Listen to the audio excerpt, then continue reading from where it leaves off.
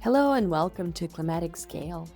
My name is Dash, and today we're taking a deep dive into a venture building success case at the intersection of energy and mobility, Inno to Fleet.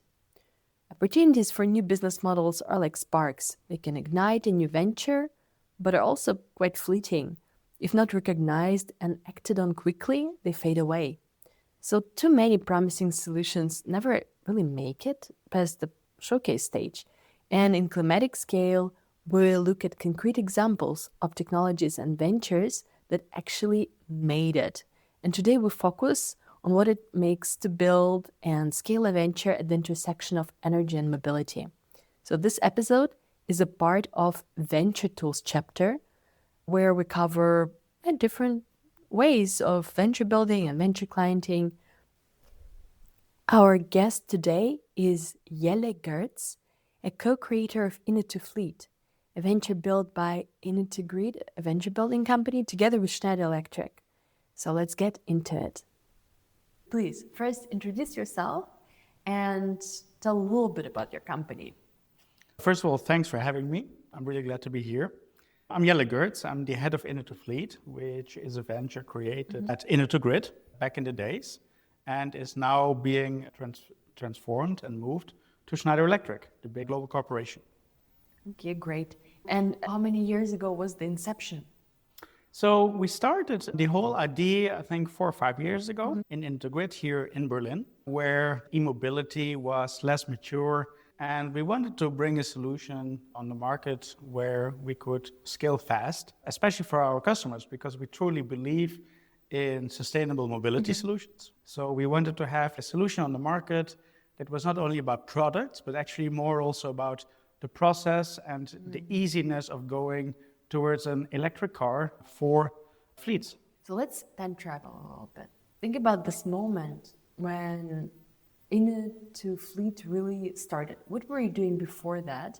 And when was the first time when you even heard about the idea? So before Inno to Fleet, I was actually working in the automotive industry. I was working for a consultancy. We were doing everything around the vehicle itself. And then I met Alexander Zerchte, who was the CEO of Inno, and he had this great idea of using actually the fleet electrification of Schneider Electric as a test pilot, as a test balloon, to build a solution that we could actually scale up afterwards towards external customers. What was your first reaction? I find it quite interesting because I knew back in the days from the vehicle that they were quite far 5 years ago to go electric, and of course players like BMW, Mercedes, etc. They were quite advanced on electric mobility. I know that the adoption of EVs in the market was more than just bringing the EV on the market. That's what was triggered actually me to discuss with Alex, what can we do as Inno in this space? When did you meet Schneider Electric as a client? What were your first thoughts, the first conversations with them? Yeah, so the first conversations were with the fleet manager of Schneider Electric. They had this challenge in the end to go electric with their fleet, because their fleet is quite large, DACH zone, so for Germany, Austria, Switzerland.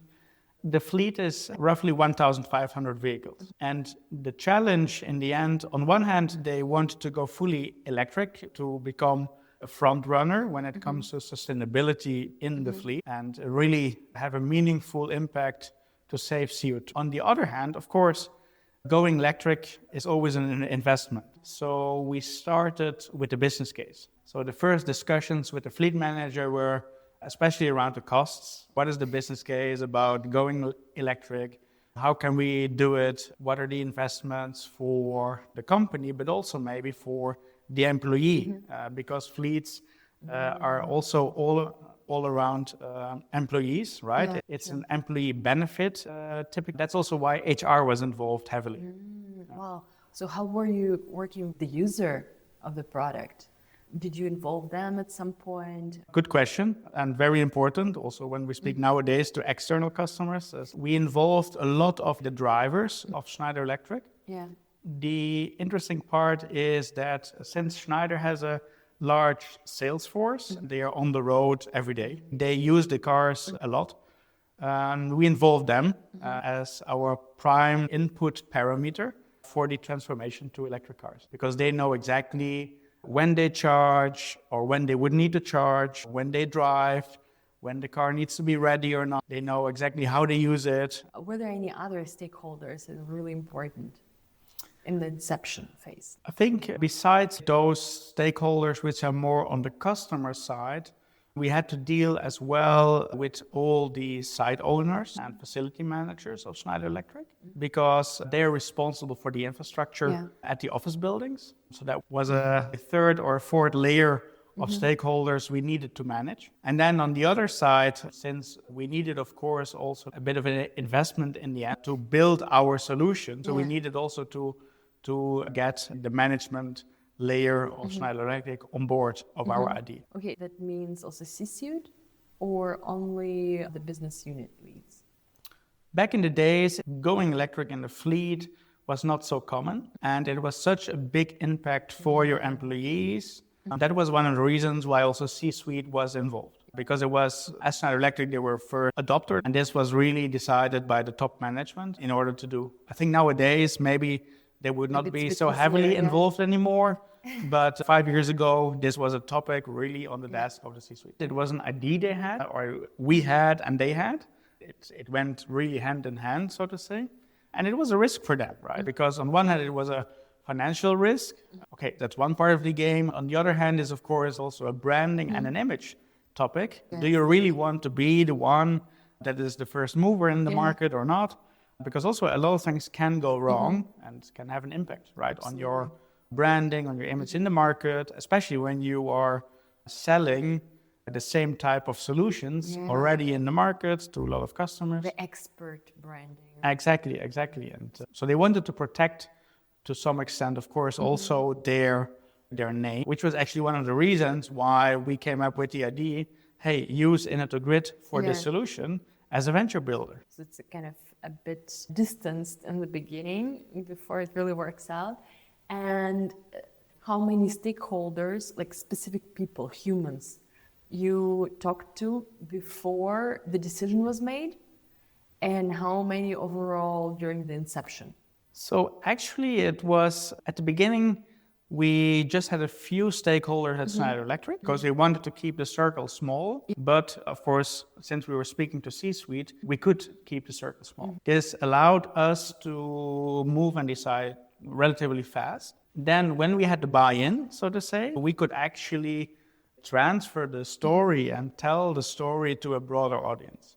So before we spoke maybe to 5 to 10 stakeholders. And then, of course, afterwards, it became actually way more. Yeah. So during this whole process of setting it up, how many people do you think on the side of the first client did you talk to? Overall, with from getting the management on board, getting the feedback from the salespeople on the solution itself, speaking to the fleet management team, internal discussions, etc. That was definitely over 100 people. Yeah. So it's like a village. It's a small village, exactly. Yeah. It's a countryside village that you need to get on board. And not only get on board and convince, but actually at the beginning you want to get feedback, right? On the idea. Does it make sense? Do you think it can work? Did you find it hard to onboard people and convince them? And was it even possible for you to change anyone's mind if they were originally not a believer or were not as supportive? Personally, this was one of the challenges for me, since we had to speak to so many people and repeat, of course, the story over and over again. And at the beginning, you were super hyped and energetic to explain the story because you believe in it, not only on emotional reasons, but also factual reasons. It was very nice. And then at some point in time, you tell the story so many times. You have days where you don't want to tell the story for the 50th time. On the 50th person, on the 95th? No, it happened later. At the beginning, you were super motivated, etc. In the end, what we achieved fairly well, I think, at the beginning is that since we started with this business case set for fleet electrification, we could show that, especially back in the days, charging at home saved so many costs when it comes to fuel pricing. So if you compare electricity costs at home versus diesel on the road, it was back in the days so cheaper that the business case was positive. And of course, if you have finance backing, because you have a positive business case, that helped a lot. Secondly, what we also did is we gave test vehicles to the sales team. Ooh, that's going to be fun for them. Exactly. Show off a little bit their new car. Exactly. So it was fun for them to drive EVs as well. So that's how we motivated the first internal customer, Schneider Electric fleet, to drive EVs. Yeah. Okay, that's a great one. Were there any other ways that worked to onboard people? One other added value, since a large extent of the fleet is salespeople. And since we sell also charge points as Schneider Electric, by giving the sales team an electric vehicle and a charge point at home that they use by themselves, the next day they could go to the customer and say, hey, I use this product by myself. It works well. Please try it out. Were there, who in the end were your main champions, so to say, in this process? Who were easily onboarded or already on board and were very supportive and helped you to move faster? And who were maybe a bit later adopters? One of the most supportive people in the company was HR. So the HR VP back then from Schneider Electric is one of the main drivers of this whole project. So unexpected. Why do you think? What was the reason? I think since in the end, being a front runner in an HR topic like this is very positive to tell the story to new employees. Please come to work with us at Schneider Electric. We don't better only have experience, so to say. Exactly. It's a good employee experience, and besides selling nice and interesting products, you have a great experience here by driving electric. Of course, you have always people that say, hey, the business case is not flying as much as it should be, or I need to drive faster. E-mobility is not where it should be. I want to drive very fast with my diesel car. On my Autobahn. On the Autobahn, and So 5 years ago, those voices we heard a bit more. Nowadays, with enough charging stations on the Autobahn, in the public, we hear it less, and there are only really a very few left that are not happy about an electric car. Okay, great. In the beginning, you had to make all these estimates about the costs, about how long it will take to implement. What were other major metrics that in the beginning were used to define whether the project should fly or not?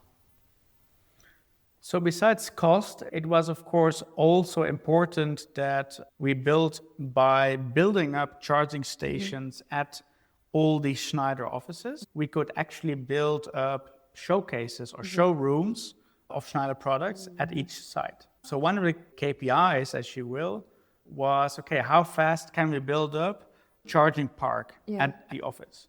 Because we have customers, we have visitors, and if they see those products, they can actually, in real life, test and feel and touch our products. And what about the market interest? Was there any evaluation regarding the demand from other clients? The idea was, in the end, of course, to create a business out of it and make money out of it. The market was there 4 or 5 years ago, definitely, because what you notice is the push from European and German regulations to go electric, and not only in terms of regulations, but also incentives. There was an incentive on electric cars that really gave a push in the market for these type of solutions. Did you already at that stage, the inception stage, have conversations with potential future clients that were not Schneider Electric to estimate the interest? Yeah.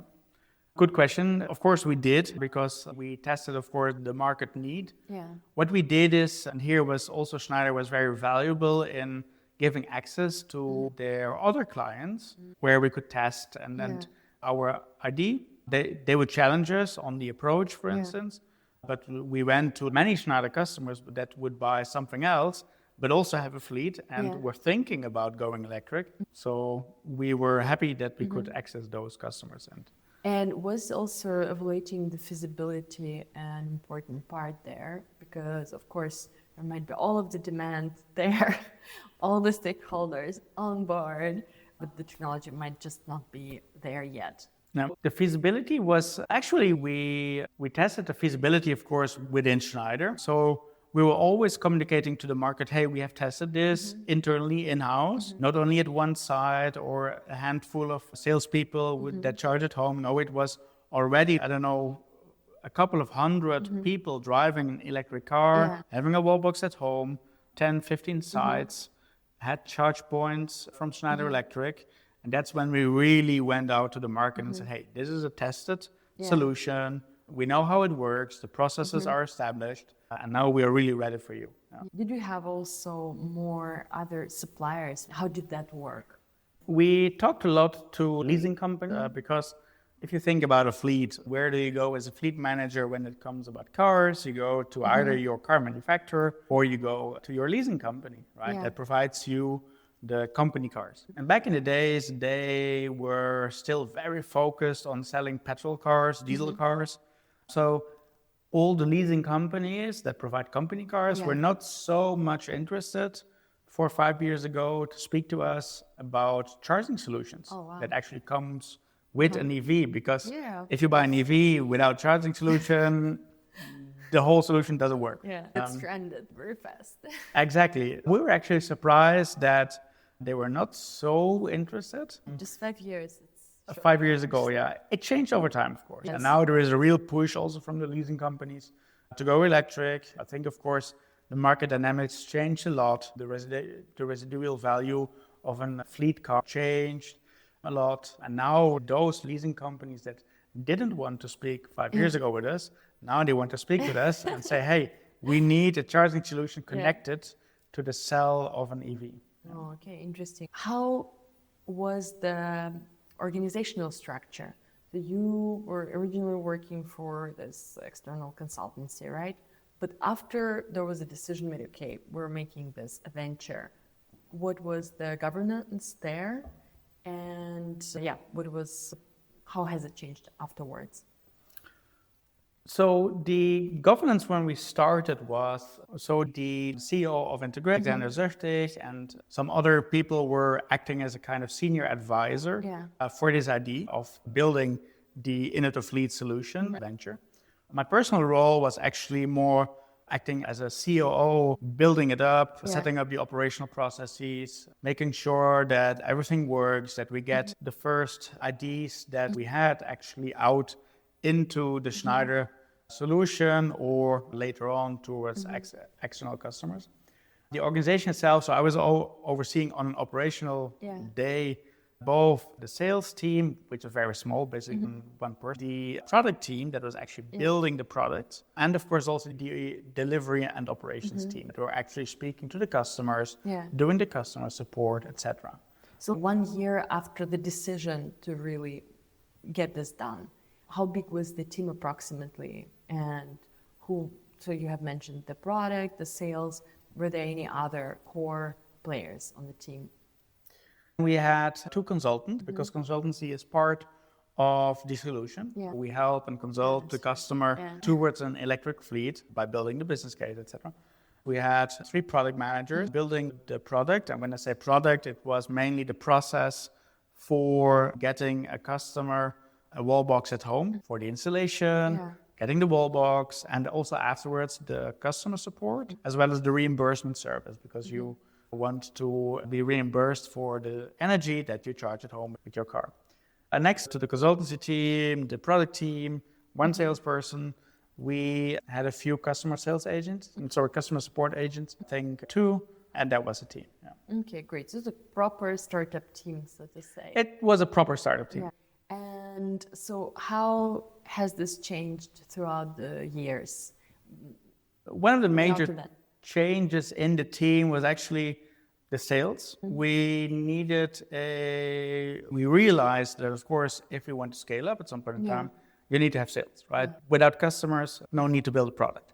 We invested at some point in time really more in sales, not only in sales internally, but also in enabling the larger sales team of Grid and of Schneider Electric to reach out to new customers, etc. And that's a whole new game, because you go from training your own people that, of course, know the solution to you need to train the trainer or train other salespeople and even salespeople that have no clue about electric mobility. You ask them suddenly to sell and bring leads for your solution. So that was a change in mindset. Yeah. And then, of course, especially also for the customer support team, that, of course, grew with more customers. Yeah. So if you have more customers, you grow at the beginning fairly linear, the customer support team.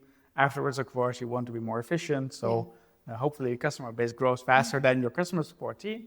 But especially in the beginning, it grew fast. So how many people there were in basically first year versus now, approximately?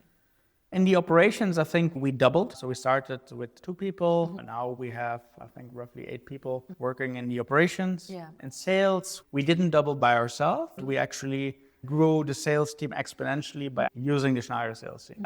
So that was the trick there. We didn't have to invest by ourselves, but we actually leveraged Schneider. That's an interesting system.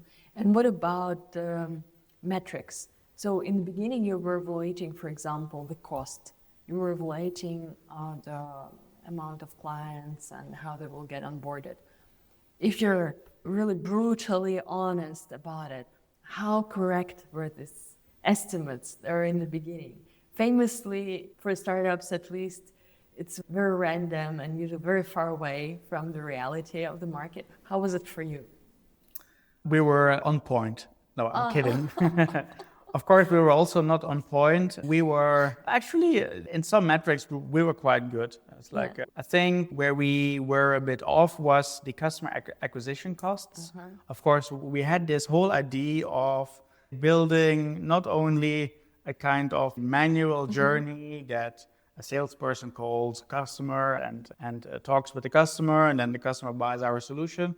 But actually, we thought, hey, a lot of fleets and a lot of the market is built up by what we call the long tail market, so small and medium customers. Yeah. And the idea 5 years ago was, hey, we can tackle them actually by a digital customer journey and a digital sales process. So we built an online tool, think of a website where they can enter, they can find information about our solutions. We have consultancy tools online where they can calculate within 5 minutes what their return on investment is on the solution. And then afterwards, we thought they would immediately try to buy our solution or at least request for a quote. And therefore, by automating this whole process, we could lower the customer acquisition cost by a fair amount in comparison to an actual salesperson of Grid or Schneider Electric. And afterwards, I would say, of course, this didn't work out as we thought it, but back in the days we were so hyped about this idea, and since also Schneider Electric wasn't, I would say, not very good at digital sales, we thought this a great opportunity to actually build a digital channel or a digital sales channel and show that it can work. And so I hear you that with the customer acquisition cost, it was a bit tougher, and it basically came from the fact that this type of product and this type of sales channel and sales process was not really tested by at least Schneider Electric then. So then why the other estimates worked out better? I think we failed first time. And by failing, you learn why, or at least it tells you, hey, you do something wrong. We went back to the table, got into our sheets, our calculations, and said, hey, okay, where were we really way off our assumptions? And I think, of course, then we optimized and we learned that the customer acquisition costs are higher than expected in the end, because you need to bring in salespeople also.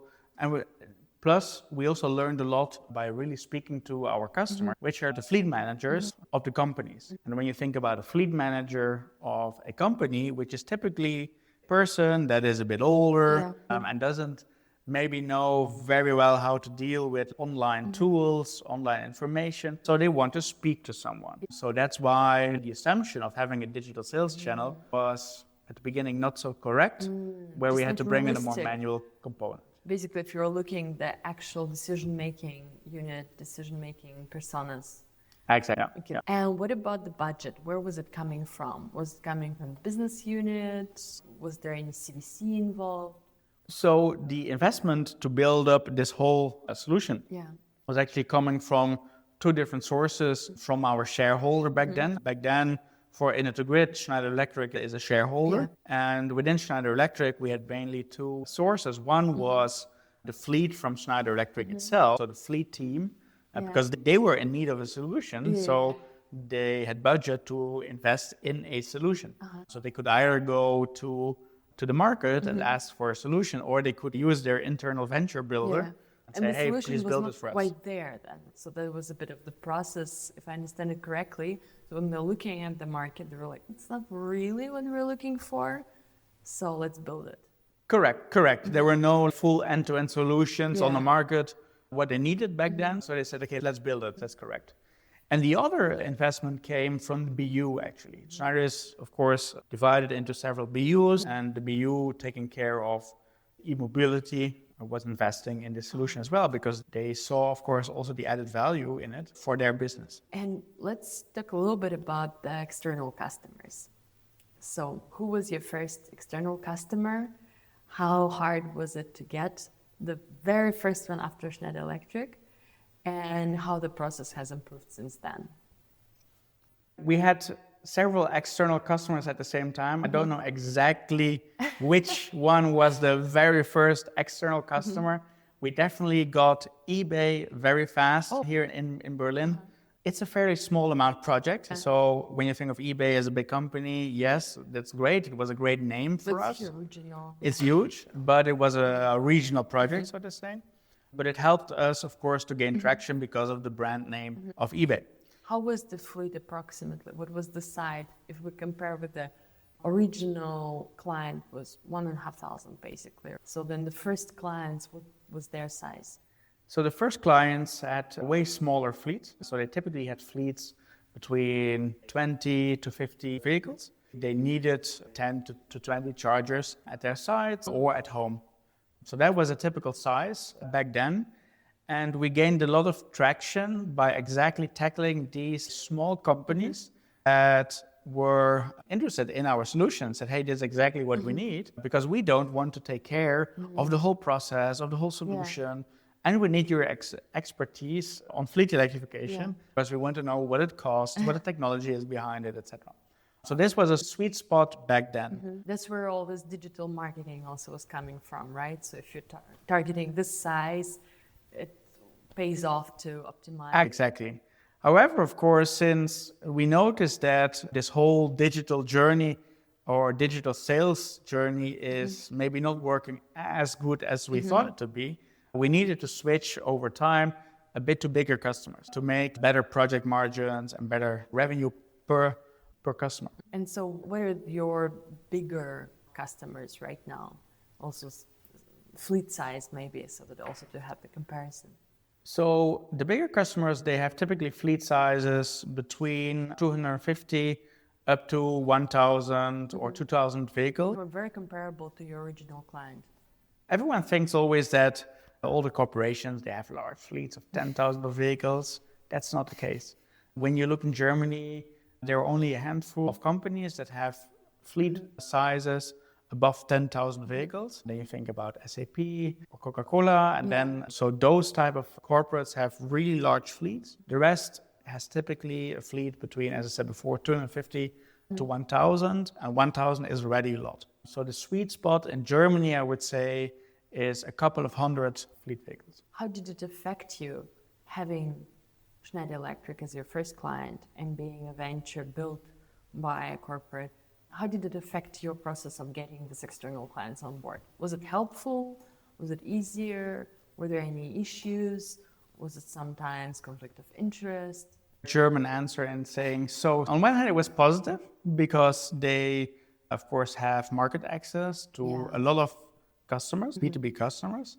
And this number of B2B customers comparing to what we would have as Grid is large. Using Schneider Electric, relatively we could scale up fast. On the other hand, Schneider Electric originally is an infrastructure company talking to utilities about medium voltage, or really talking to distributors about sockets and electrical components. So the market access to fleet companies or companies with a fleet is not so high as we initially thought. So when I asked around and asked, hey, do you have access to the fleet manager of company XYZ? They said, no, at all. We know a lot of people in the company, but from a totally different department, etc. And it was rather difficult at the beginning to come through and really reach out to our customer or our customer persona. If you would travel in time to meet yourself at the very beginning of building into fleet, what would you tell yourself to avoid or to maybe push harder for?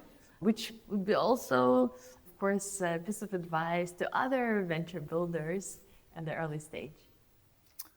I would definitely listen less to the big corporation at the beginning. I would build the whole venture until a point where it makes sense actually to integrate it into a bigger corporation, because it needs to have a certain maturity to be incorporated.